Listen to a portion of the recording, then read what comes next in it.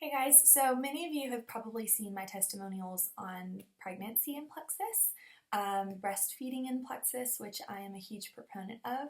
And many of you have maybe seen me written where I've come off anxiety and depression medicines. But today I want to tell you my real testimony, my darker testimony with anxiety and depression and some unhealthy habits with food that I've suffered from. I've always been really ashamed of this part of me. But I recently attended a gut health seminar where a speaker had asked everybody to raise their hands if they've ever been put on or suggested to be put on anxiety and depression medicine. And no joke, a room of I think about 500 people, I would say 95% raised their hands. And I thought, wow, that's a lot more people suffering from anxiety and depression than I had realized, and I had been one of them. So I wanted to share with you about this story, and it's taken me some courage. I'm kind of nervous telling you because I'm very ashamed of this, which I know is not the right thing to be, but I am. It kind of all started back in my mid to late teens. Not one significant event happened necessarily.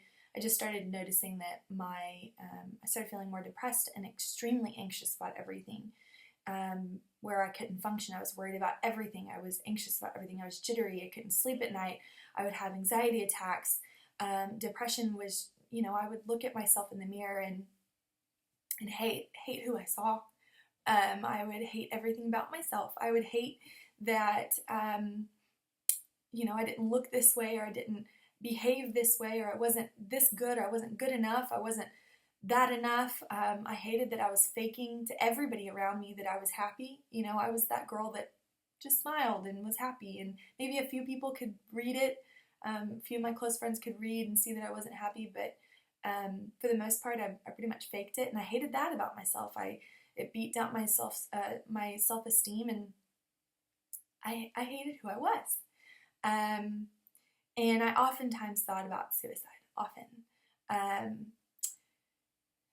To a point that probably would scare my family because they don't even know this. I started feeling so bad that I began to turn to food. I turned to food for when I was sad. I turned to food when I was happy. I would wake up thinking about food. I would plan my day around food. I would be excited about the next time I was going to eat, and I couldn't wait till that time was coming. And it was like I was feeding my inside with physical food instead of feeding my inside with healthier things, non-food things, and so then I got fatter, and that spiraled me into a deeper depression. And I started, in my last year of high school, me and one of my best friends, I won't say any names, but we did something very unhealthy, and we developed an eating disorder together.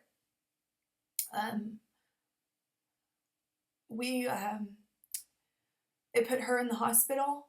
Probably should have gone to the hospital myself. It was the mixture of anorexia and bulimia, where I wouldn't eat for days, and then when I would eat, I would gorge and purge everything. And if you don't know about eating disorders, it's very addicting, and it really messes up your head. You begin to see yourself as something totally different. And that spiraled out of control, and then I went off to college, and things were okay. I was on medicine. Then I didn't like how it'd make me feel numb, and then I'd need to increase my medicine, so I would go off and go on, and I hated it.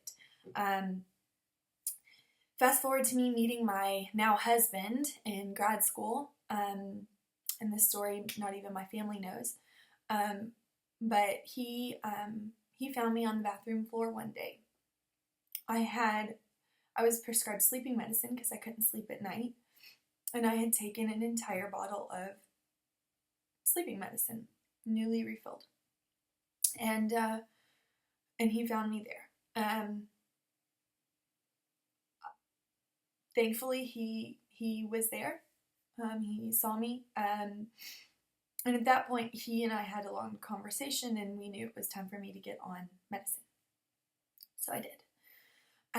The way SSRIs work, or anxiety antidepressant medicine work, is they increase the serotonin levels in your brain. And well, when your body and when your brain get used to that, you need to increase your medicine. And so I was constantly increasing my medicine, constantly. It was like every 3 months I was needing to increase my medicine. My thoughts about going back to being bulimic or anorexic were still very prevalent. I would still occasionally engage in those behaviors. I was still very obsessive about food.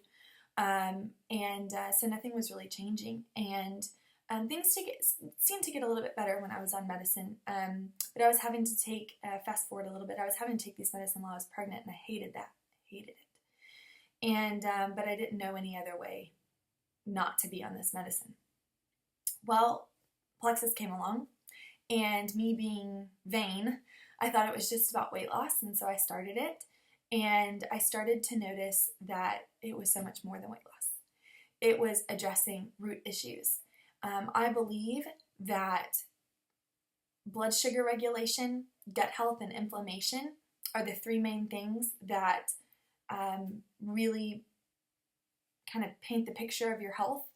And when I started getting those 3 things in check, unbeknownst to me, I didn't realize Plexus was doing this, my anxiety started getting better. My depression started getting better.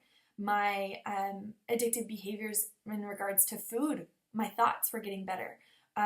My unhealthy relationship with food was getting better. I wasn't having these obsessive, unhealthy thoughts. I wasn't waking up planning my life around food. I wasn't engorging in food all the time. About 3 months into Plexus, I worked with my doctor and I came off medicine. I have been anxiety and depression medicine free for over 1.5 years, and I have not once had a suicidal thought. I have not once been obsessed about food. I have not once considered harming myself in relations to suicide or eating disorders. So when I say that Plexus changed my life, I don't just mean it made me lose weight and it made me happy. I'm literally saying it changed my life. If you know somebody out there that maybe is struggling, or maybe you're struggling, y'all, there is a different way. There is a better way. You do not have to be numb to the world and on medicine. Maybe you do need to be on medicine. I'm not a doctor here. But there are other options. There are other ways to treat the root issue problems. And I just want you guys to be educated and to know the other options. So I hope this helps somebody. Yeah, y'all have a good day.